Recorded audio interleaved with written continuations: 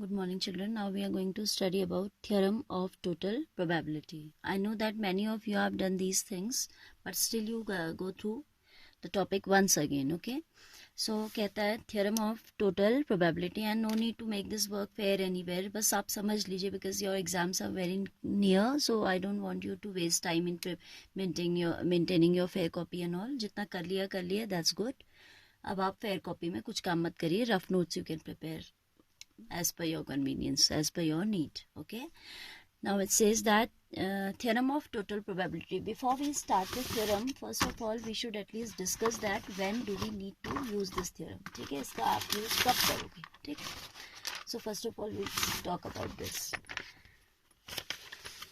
You know that earlier, suppose अभी तक हमने क्या किया था, simple questions हमने deal किया. Like suppose there is a bag having 2 black balls, 3 red balls, 4 green balls. तो आपसे कहा कि if a ball is taken out at random, what is the probability of this being red or something like that, है ना. So simple question. There was one sample space only. One means whatever random experiment you were doing, that was to be done from the same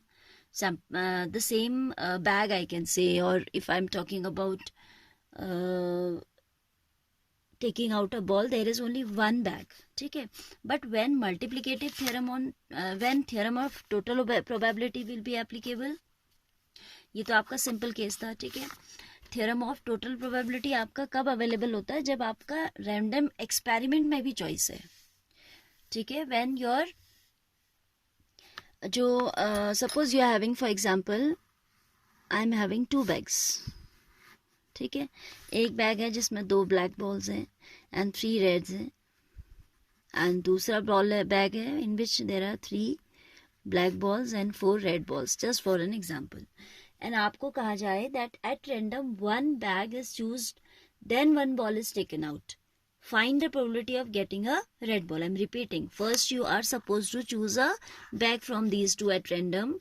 Then आपसे कहा कि a ball is taken out. Find the probability of getting red ball. यानी कि पहले तो bag select होना है. ठीक है, तो ऐसे केस में आपका क्या लगती है, थ्योरम ऑफ टोटल प्रोबेबिलिटी लगती है. ठीक है, तो इसमें पहले आपका ये ध्यान होना चाहिए, आपको क्या कंडीशन और इसके अलावा ध्यान रहनी चाहिए कि जो इवन और E2 इवेंट्स है, जैसे मैं इवन डिफाइन कर रही हूँ. Bag 1 is chosen, E2 event bag 2 is. ठीक है, तो there should be assurity that the 2 events E1, E2 are disjoint event. It means they have nothing common. ठीक है, they have nothing common basically. Bags are same, तो इनके elements, इनके अंदर जो बॉल्स हैं, यहाँ 2 ब्लैक बॉल अलग है, यहाँ 3 रेड बॉल अलग है. They do not have any common ball. ऐसी कोई बॉल नहीं है जो इसमें भी हो इसमें भी हो. तो दीज इवेंट्स एंड बैग 1 और 2 को चूज करना म्यूचुअली डिसजॉइंट है ना, कोई ऐसी कॉमन बात इनमें है नहीं. So this we should have the surety that the 2 events should be mutually disjoint. ठीक है, और दूसरा, these events should be exhaustive in nature. Like E1 और E2 को अगर हम कंबाइन करें तो हमें पूरा सैम्पल स्पेस मिल जाना चाहिए, क्योंकि कोई एक बॉल निकालने का तरीका out of these 2 bag, there can not be an other way. या तो इस बैग से निकलेगा या इससे निकलेगा तो क्या प्रोबेबिलिटी होगी, and if you take out from the other bag what should be the probability.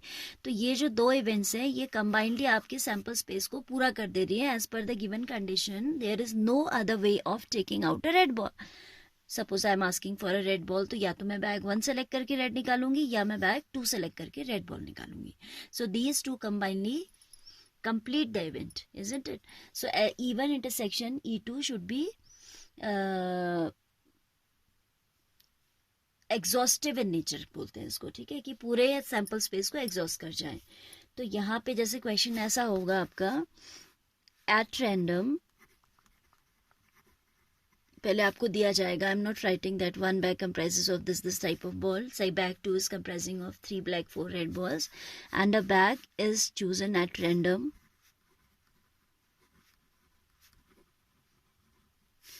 Find the probability of obtaining a red ball. First I am trying to discuss with you through an example, then we'll write the general formula. ठीक है. At random a bag is chosen, find the probability of obtaining a red ball. ठीक है. तो अब आपके पास क्या condition है देखिए. पहला जो बैग है उसमें आपकी 2 black and 3 red balls are there. Second bag is having 3 black and 4 red balls. ठीक है. तो इवेंट आपको 2 रास्ते मिल गए ना रेड बॉल निकालने के लिए. ठीक है. तो इवेंट आपने डिफाइन करी कि P even is the even event is bag 1 is chosen. तो choosing bag 1 probability will be P even. For this question it will be half because there are 2 bags. तो दोनों के निकलने की प्रोबेबिलिटी क्या मान लेंगे हम, हाफ मान लेंगे, unless and until there is no condition imposed. PE2 वो भी हाफ होगी. किसी एक 2 में से एक बैग निकालने का प्रोबेबिलिटी विल बी हाफ. ठीक है. अब निकालना क्या है, यहाँ से हमें रेड बॉल निकालनी है. We have to take out a red ball. अगर हम इस रास्ते से यहाँ पहुंचे या हम इस रास्ते, तो we have 2 options no. Either choosing by choosing bag 1 we can obtain a red ball, or by choosing bag 2 we can obtain the red ball. तो यहाँ इसको आप क्या बोलेंगे, इसको आप बोलेंगे PR अपॉन इवन. क्यों ऐसा बोलेंगे, जस्ट रिकॉल कंडीशनल प्रोबेबिलिटी हम लिखते थे नीचे, वो इवेंट जो हो चुकी है. अब हम अगर रेड बॉल इधर से आके निकाल रहे हैं तो it means we have selected out bag 1 and probability of obtaining red ball. This way we can say probability of obtaining red ball provided bag 2 is chosen. It means ये event हो चुकी है कि हमने बैग 2 को choose किया है. तो हमें क्या निकालना है, PR निकालने की, what is the probability of obtaining red ball. तो अब आप ये देखिए कि ये इवेंट्स म्यूचुअली डिसजॉइंट थी, या ये ऐसे करके रेड बॉल निकलेगा या फिर ऐसे करके रेड बॉल निकलेगा. There is one way, any one way will be is possible. Either choosing one ball bag 1 and then 1 red ball is taken out, or choosing bag 2 then red ball is taken out. तो इसको आप कैसे लिखेंगे, probability of obtaining red ball will be PE1 into PR upon even. या तो ये होगा भाई कि वह बैग 1 निकला and then red ball निकली, R upon EN because event even has taken place, that means bag 1 is chosen, or PE2 यानी कि bag 2 is chosen and then red ball is taken out.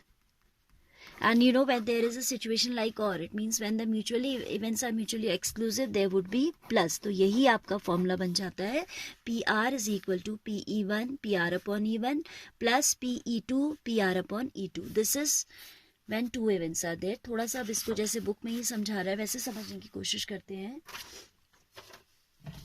So that way it is saying that there are n events associated to the same sample space. ठीक है.